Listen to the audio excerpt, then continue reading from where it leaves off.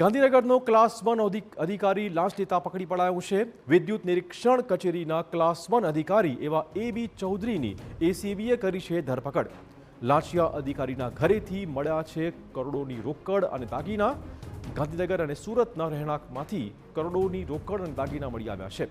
બંને મકાન અને કારમાં સર્ચ ઓપરેશન હાથ ધરાતા 1,76 લાખની રોકડ કબજે કરાઈ છે। 88 લાખના સોના ચાંદીના દાગીના અને લગડી કબજે કરાઈ છે। કુલ 2,64 લાખથી વધુની બેનામી સંપત્તિ હાલમાં કબજે કરાઈ છે। અધિકારીએ સોલાર પેનલની એનઓસી માટે લાંચ માગ્યાની થઈ હતી ફરિયાદો।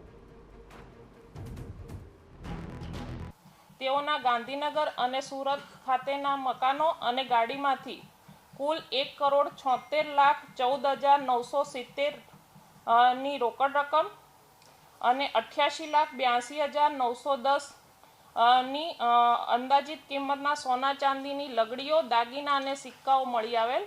આમ કુલ 2,64,97,880 રૂપિયાની મત્તા તેઓના ઘર અને તેઓની ગાડીની સર્ચ ઓપરેશન દરમિયાન મળી આવેલ છે। ફરિયાદના આધારે એસીબીએ લાંચિયા અધિકારીની કારમાં સર્ચ કરતા સૌપ્રથમ અધિકારીની કારમાંથી જ 5 લાખ રોકડા મળી આવ્યા હતા। જે બાદ ગાંધીનગર અને સુરતના ઘરમાંથી મોટી માત્રામાં રોકડ અને દાગીના મળી આવ્યા। AB ચૌધરી મૂળ સુરતનો વતની છે અને હવે 8 મહિનાની નોકરી તેની બાકી બચી છે। 4 વર્ષથી ગાંધીનગરમાં વિદ્યુત નિરીક્ષણ કચેરીમાં કામકાજ કરતો હતો। AB ચૌધરી સોલાર સિસ્ટમની મંજૂરી આપવા માટે લાંચ માંગતો હતો। અરજદાર પાસેથી ફાઇલ ક્લિયર કરાવવા તે લાખો રૂપિયા વસૂલતો હતો। જોકે આ લાંચિયા અધિકારીની સાથે બીજા કોની સંડોવણી છે તેની પણ હવે એસીબી તપાસ કરી રહી છે।